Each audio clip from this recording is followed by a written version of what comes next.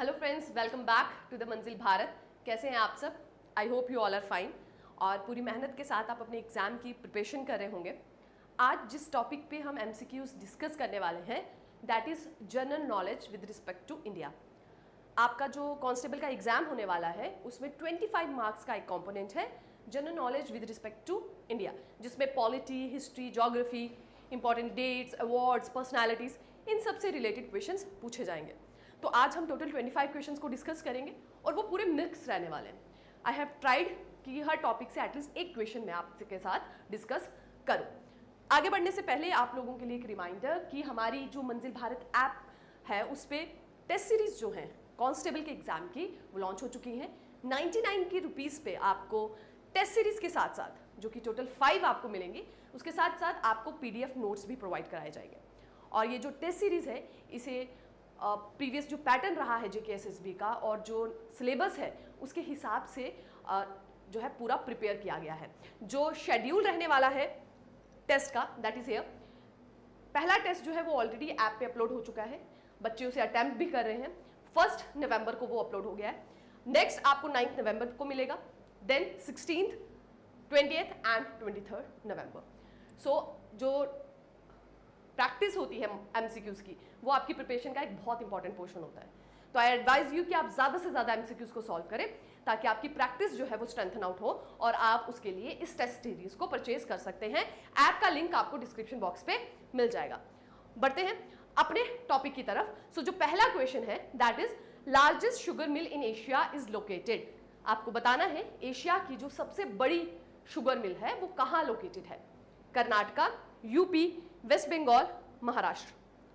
So the correct answer is UP. UP के Muzaffarnagar district पे ये मिल लोकेटेड है। त्रिवेणी शुगर मिल इसका नाम है और इसकी सबसे ज़्यादा स्टोरेज कैपेसिटी है, ठीक है। और ये 1933 से ऑपरेशनलाइज है, ठीक है। क्वेश्चन नंबर 2 है इंटरनेशनल कॉमनवेल्थ डे कब मनाया जाता है हर साल। कॉमनवेल्थ जो है एक एसोसिएशन आप कह सकते हैं या ग्रुप कह सकते हैं कंट्रीज का है जो कि पीस डेमोक्रेसी की तरफ काम करता है। अर्लियर इसके वो सब मेंबर्स थे जिनकी कहीं ना कहीं ब्रिटिश एम्पायर के साथ जो है उसकी ये कॉलोनी रहे हैं, बट अब इसकी मेंबरशिप जो है वो ओपन है, कोई भी देश इस पर्टिकुलर ग्रुप को ज्वाइन कर सकता है, ठीक है। तो कॉमनवेल्थ डे कब सेलिब्रेट किया जाता है? 1st Monday of March, 2nd Monday of March, 1st Sunday of March और 2nd Sunday of March. Earlier जो कॉमनवेल्थ डे है वो मनाया जाता था 24 मई को, ठीक है। 24 मई को क्यों? क्योंकि क्वीन विक्टोरिया का बर्थडे था, बट 1977 के बाद इसे बदल दिया गया, ठीक है। अब जो ये इंटरनेशनल कॉमनवेल्थ डे है ये हर साल मनाया जाता है 2nd मंडे ऑफ मार्च को। कब मनाया जाता है? 2nd Monday of March. बात करें इस साल की थीम की, so that is one resilient common future. इस साल की थीम की बात करें तो रहा है one resilient common future,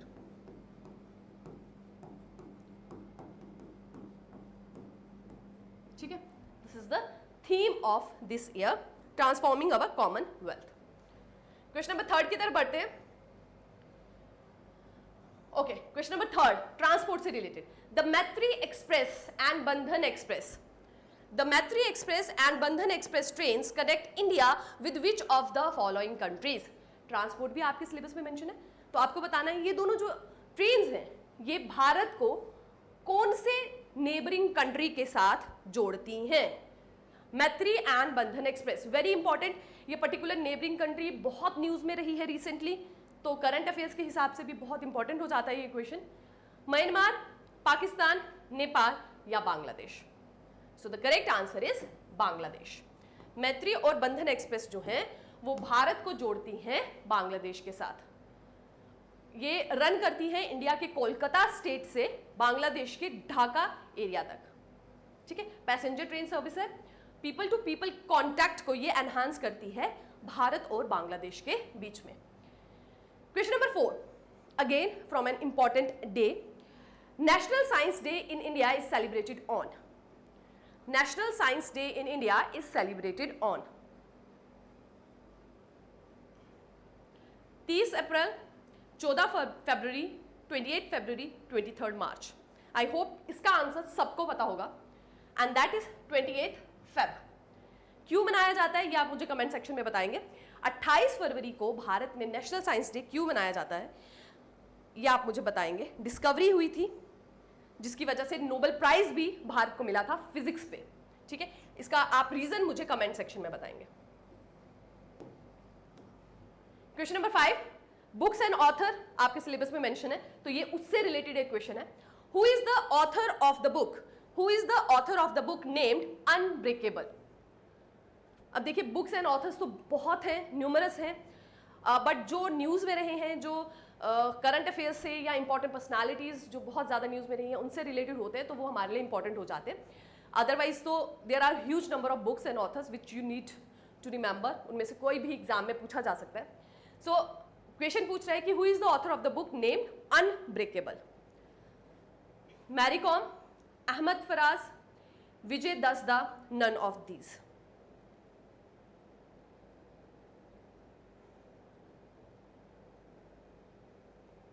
so the correct answer is Mary Kom. इन पर एक मूवी भी बनी है, अगर आप लोगों को याद है तो कमेंट सेक्शन पे मुझे जरूर बताइए मैरी कॉम की लाइफ पे जो मूवी बनी है उसका क्या नाम है। आई थिंक उस पर उनका रोल प्रियंका चोपड़ा ने निभाया था, वो आप मुझे कमेंट सेक्शन में बताइए। तो the book is the unbreakable, जो बुक है वो ऑटोबायोग्राफी है किसकी, मैरी कॉम की, ठीक है। Unbreakable is a book written by Mary Kom, the renowned Indian boxer and Olympic bronze medallist. The book details her life struggles and achievement in the field of boxing. Mary Kom is a celebrated athlete and prominent figure in Indian sports. But यहाँ आगे question number 6. Okay, capital and currencies. That is also mentioned in your syllabus. Gultran is a currency of which country?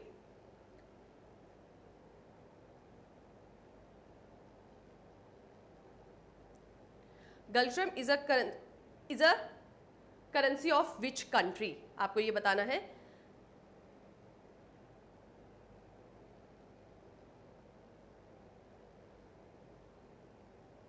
Options हैं Bhutan, Spain, Italy, China.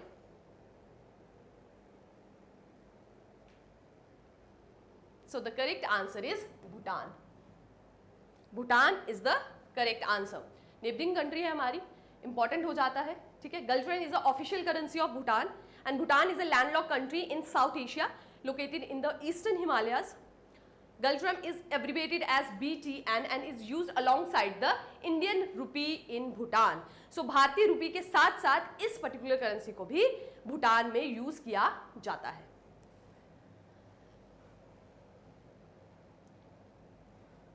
Question number 7. When ISRO was established? Important places. ISRO कब establish किया गया? 1955, 1958, 15 अगस्त 1969 या 15 अक्टूबर 1969. So ISRO was established on 15th August 1969.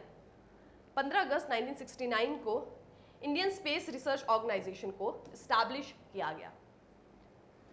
It was established by Dr. Vikram Sarabhai, who is often regarded as the father of Indian space program. Very important. इससे आपको एक और fact जो है वो पता लगता है, that is Dr. Vikram Sarabhai को किस नाम से जाना जाता है? Father of Indian space program. आगे बढ़े। Question number 8. Who invented the 3D printer? Who invented the 3D printer?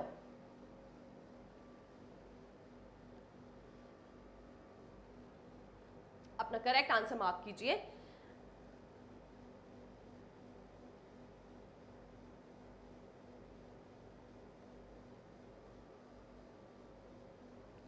So the correct answer is option number C, that is Chuck Hull. इनके द्वारा 3D प्रिंटर इन्वेंट किया गया था। शुरुआत में इसकी जो एप्लीकेशन थी that was restricted to research and development, but आजकल 3D printer in numerous fields में, इवन कोई भी ऐसी फील्ड नहीं रही है जहां पर इसका इस्तेमाल जो है नहीं होता है। क्वेश्चन नंबर 9, पॉलिटी से related. What is the maximum number of members in Lok Sabha? आपको ये क्वेश्चन इजी लग रहा होगा। ऐसा नहीं है कि आप जो भी एग्जाम अटेम्प्ट देने वाले हैं, जो भी एग्जाम देने जा रहे हैं कांस्टेबल का, उसमें सब क्वेश्चंस मुश्किल होंगे। इजी भी होते हैं, मीडियम भी होते हैं, ठीक है। हमेशा जो पेपर आता है वो मिक्स टाइप का होता है। कुछ क्वेश्चंस जो होते हैं वो ऑन अ टफर साइड होते हैं, कुछ मॉडरेट होते हैं, कुछ इजी होते हैं। तो ऐसा नहीं है कि हर क्वेश्चन जो है वो बहुत टफ होगा, ठीक है। तो इजी क्वेश्चंस भी पूछे जाते हैं।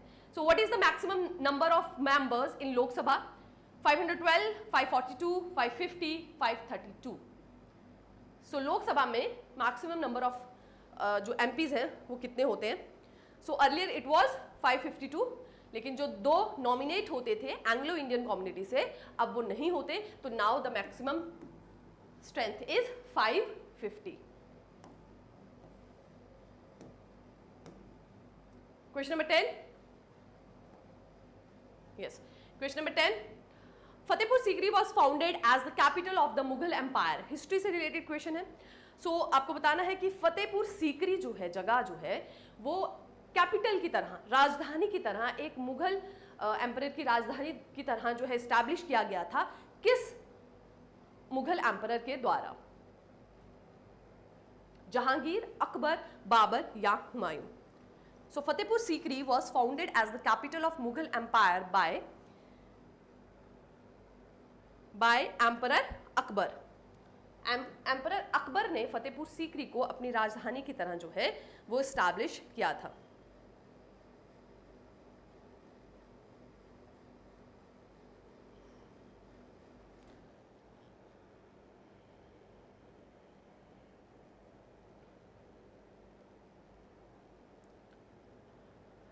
उन्होंने इसको कैपिटल की तरह इसलिए किया था क्योंकि जो अर्लियर उनकी जो जगह रहती थी, जहाँ पे उनकी कैपिटल रहती थी, राजधानी रहती थी, वहाँ पे शॉर्टेज ऑफ वाटर हो गया था, जिसकी वजह से उन्होंने अपनी कैपिटल को शिफ्ट किया टुवर्ड्स द फतेहपुर सीकरी। और 20 साल के अंदर अंदर दोबारा से मुगल्स की जो कैपिटल है that was shifted to Lahore, ठीक है। पहले उनको शिफ्ट करने का रीजन था shortage of water. Question number 11। Who was the first Tirthankara of the Jains? Jain के पहले तीरंदकार किन्हें कहा जाता है?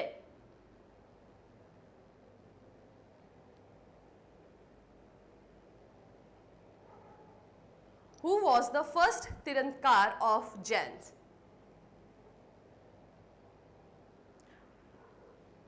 अजीतनाथ, ऋषभदेव, अरिष्टनेमी या Parshvanath? So the correct answer is option number B, that is Rishabhdev. Rishabhdev जी को जाना जाता है जैन धर्म के पहले तीरंदकार के नाम से, ठीक है। सो लास्ट कौन से रहे हैं? लास्ट रहे हैं महावीर, ठीक है। महावीर लास्ट 24th तीरंदकार रहे हैं जैनिज्म के, और पहले रहे हैं ऋषभनाथ, ठीक है। और जैनिज्म का जो एक तरह से कहें फाउंडेशन जो है वो माना जाता है कि इन्हीं के द्वारा रखी गई है। क्वेश्चन नंबर 12, ये फ्रीडम स्ट्रगल से क्वेश्चन है। The famous Lucknow pact of 1916, the famous Lucknow pact of 1916 was signed between, किन किन के बीच में लखनऊ पैक्ट जो है वो साइन हुआ था 1916 का?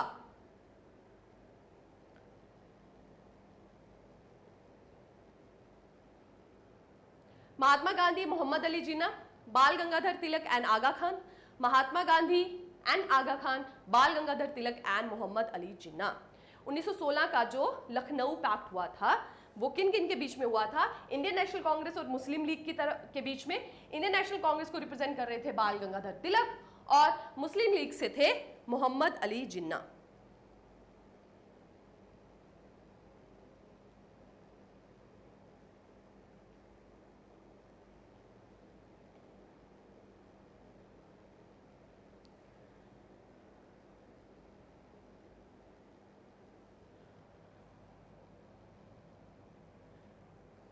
Which article is related to abolition of untouchability? Untouchability से रिलेटेड कौन सा आर्टिकल है? Article 20, article 19, article 18, article 17? So very easy, that is article 17। Fundamental right के अंडर आता है। आर्टिकल 17 जो है वो अनटचेबिलिटी को अबॉलिश करता है। Next is who among the following scientist got 2 Nobel prizes of which one was in peace. Awards में से साइंस लिटरेचर ये आपको टॉपिक मेंशन किए गए हैं, सो साइंस से रिलेटेड है ये। Who among the following scientists got 2 Nobel prizes of which one was in peace? आपको बताना है कि इनमें से किन को 2 नोबेल प्राइज मिले हैं, जिसमें से जो एक था that was for the peace. Albert Einstein, H G. Khorana, Linus Pauling या Paul Berg. So the correct answer is option number C, Linus Pauling. इनको 2 नोबेल प्राइज मिले हैं, एक इनको 1954 में मिला था दैट इज फॉर केमिस्ट्री में मिला था इनको 1954 में, and next he got in 1962 जो कि इनको पीस के लिए मिला। ठीक है, सो 2 इन्हें नोबेल प्राइज मिले हैं। Question number 15, the first Indian state to go wholly organic. So पहली भारत की स्टेट जो फुली ऑर्गेनिक अपने आप को जिसने डिक्लेयर किया है वो कौन सी है? मेघालय, सिक्किम, मणिपुर, केरला। सो the correct answer is Sikkim. Sikkim is the first state जिसने खुद को कंप्लीटली ऑर्गेनिक डिक्लेयर किया है, भारत की पहला राज्य। Question number 16, what is the name of Indira Gandhi समाधि? What is the name of Indira Gandhi समाधि? इंदिरा गांधी की जो समाधि है उसका क्या नाम है? शांति घाट, शक्ति स्थल, शांतिवन या शांति स्थल?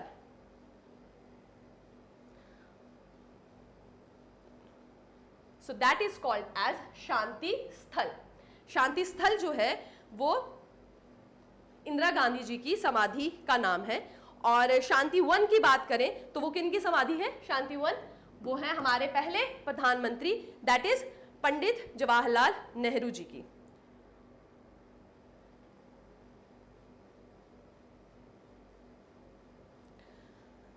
ओके, आगे बढ़े। Question number 17, which country is the most recent member to join SAARC? SAARC आपके सिलेबस में मेंशन है, तो सार्क से रिलेटेड एक क्वेश्चन है कि सार्क का जो रिसेंट मेंबर जो ज्वाइन किया है सार्क की एसोसिएशन को वो कौन है? मालदीव, भूटान, अफगानिस्तान या Sri Lanka? So which country is the most recent member to join SAARC? So the correct answer is option number C that is Afghanistan. Afghanistan जो है वो सार्क का रिसेंट मेंबर है। Question number 18, association of South East Asian nation that is ASEAN was established on August 8, 1967। इसका headquarter कहां है? 1967 को ASEAN का जो है वो गठन होता है, इसका हेडक्वार्टर कहां पर स्थित है? Where is headquarter of ASEAN? Jakarta, Singapore, Delhi, Geneva? So the correct answer is Jakarta, Indonesia.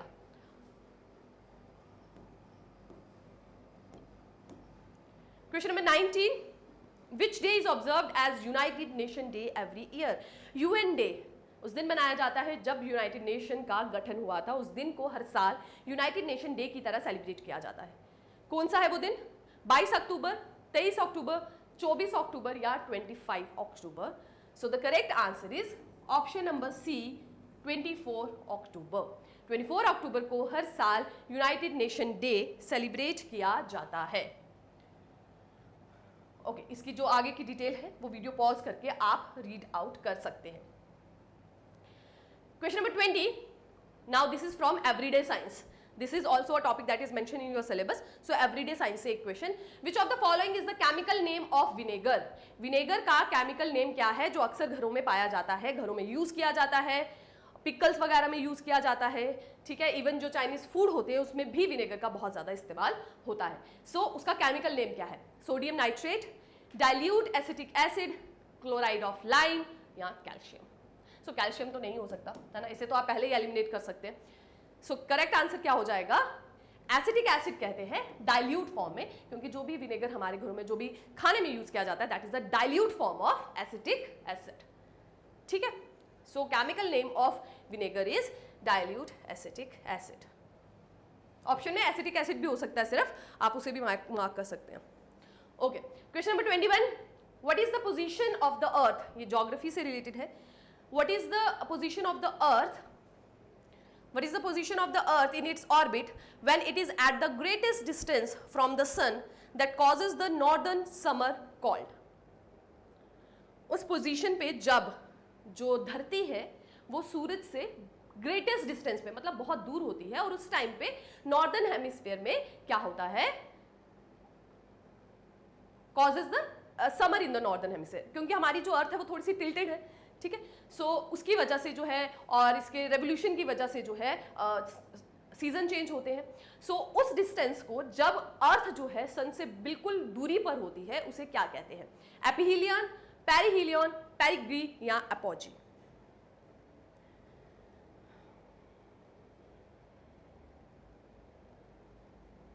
ये अराउंड जुलाई मंथ पे होता है and that is called aphelion, ठीक है। Aphelion is the term used when the earth is at the greatest distance from the sun and this cause summer in the northern hemisphere, ठीक है। इस समय जो नॉर्दर्न हेमिस्फीयर होता है, जिस पोर्शन पे हम जो है हमारा इंडिया जो है वो लाइक करता है, जुलाई में हम देखते हैं गर्मियां होती हैं, सो दैट इज एपिहीलियन, ठीक है। क्लियर है? चलिए आगे बढ़े क्वेश्चन नंबर 22 की तरफ। Which food crop in India is sown in October, November and harvested in April? So crops भी आपके सिलेबस में मेंशन है, तो उससे रिलेटेड एक question. Which food crop in India is sown in October, November and harvested in April? So अक्टूबर नवंबर में वो बोई जाती है और अप्रैल में उसका हार्वेस्ट होता है, उसकी कटाई होती है। आपको उसका नाम बताना है। ग्राम, राइस, लेंटिल्स, व्हीट। सो अक्टूबर नवंबर में राबी क्रॉप बोई जाती है, अप्रैल में उसका हार्वेस्ट होता है, और खरीफ क्रॉप जो होती है वो मॉनसून के सीजन में होती है। तो राबी क्रॉप का इसमें से क्या ऑप्शन है? राइस तो यू नो खरीफ क्रॉप का एग्जांपल है। Correct is option number D, that is wheat.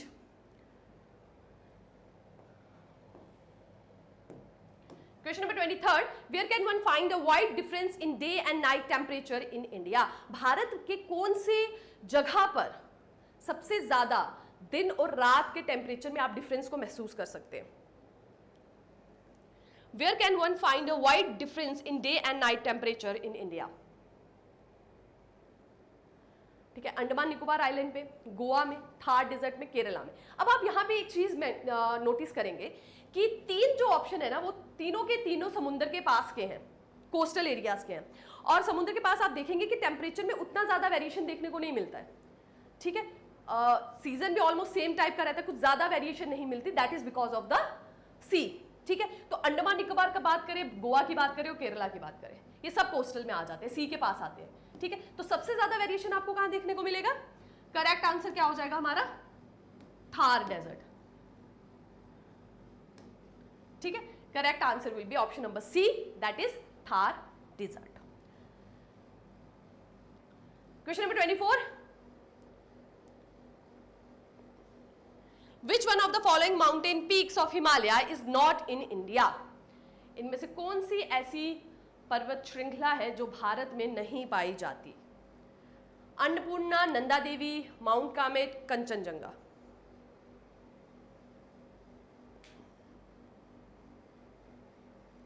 सो नंदा देवी की बात करें वो भी भारत में है, माउंट कामेट की बात करें उत्तराखंड में पाया जाता है, कंचनजंगा की बात करें वो सिक्किम में पाया जाता है।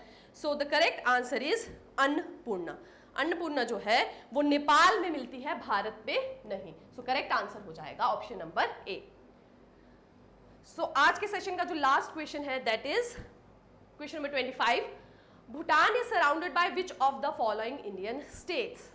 भूटान जो राज्य है, जिसकी अभी हमने एक करेंसी को भी डिस्कस किया, वो आसपास जो है वो कितनी स्टेट से, कौन कौन सी स्टेट से सराउंडेड है? Bhutan is surrounded by which of the following states?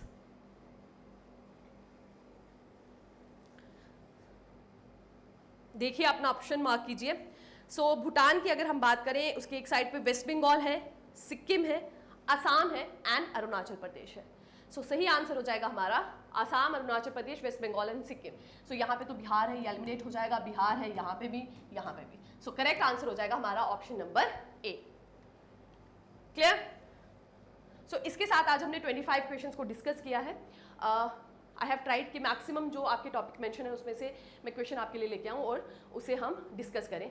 आप मुझे कमेंट सेक्शन पे ज़रूर बताइएगा कि आप किस तरह से चाहते हैं कि हम एमसीक्यूज़ को डिस्कस करें। क्या हम एक टॉपिक को उठाएं और उस पर सारे जो एमसीक्यूज़ हैं पॉसिबल उन्हें डिस्कस करें, या इस तरह से मिक्स हम कोशिश करें कि जितने भी टॉपिक्स हैं उसमें से कुछ ना कुछ क्वेश्चंस लाएं और एक मिक्स एमसीक्यूज़ का सेशन जो है उस तरह से डिस्कस करें। तो आप मुझे अपना जो राय है वो कमेंट सेक्शन पे दे सकते हैं। So that is it for today's session. I hope आपको इन एमसीक्यूज़ से फ़ायदा हो और आपकी जो प्रिपरेशन है वो एनहांस हो। That is it for today's session. Thank you very much, take care and keep working hard.